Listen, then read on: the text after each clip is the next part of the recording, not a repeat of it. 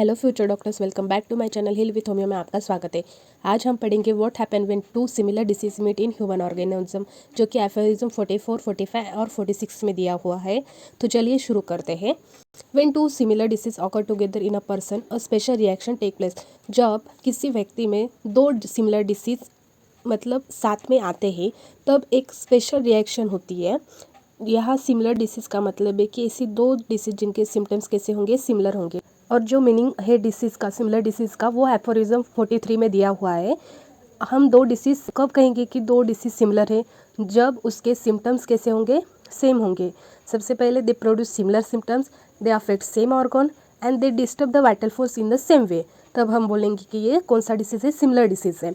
Example है जैसे कि small pox and ophthalmia and blindness cured by small pox, ये दो इसके एग्जाम्पल है। When two similar disease meet in body, तो क्या क्या होगा? They can not exist together, वो साथ में एग्जिस्ट ही नहीं कर पाएंगे। वो कैन नॉट मिक्स, वो मिक्स भी नहीं होंगे।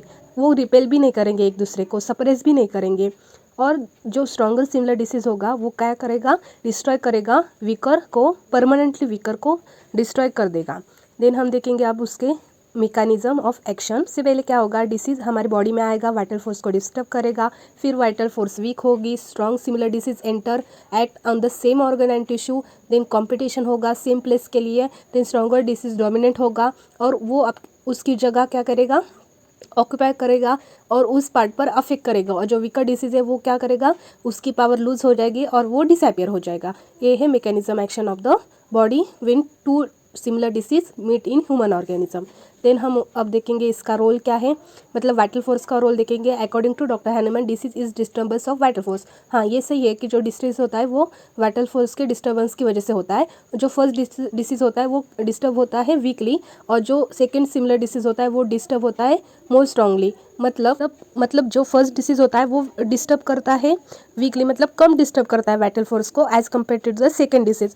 और सेकेंड डिसीज क्या करता है, स्ट्रांगली डिस्टर्ब करता है। So vital force new respond only to the stronger disease, इसीलिए वाइटल फोर्स स्ट्रॉन्ग डिसीज के स्टिमुलस पर ही ज़्यादा रिस्पॉन्ड करता है, इसीलिए वीकर डिसीज का इफेक्ट धीरे धीरे डिसअपियर हो जाता है। सो वीकर डिसीज डिसअपियर। इसका रिलेशन टू होम्योपैथिक ट्रीटमेंट में क्या है, जो एफोरिज्म नंबर 46 में दिया हुआ है। सबसे पहले जो मेडिसिनल प्रोड्यूस, मतलब हम जब मेडिसिन देंगे तो कौन सी डिसीज प्रोड्यूस होंगी, artificial disease. Medicine produce artificial disease, then it's similar to the patient disease.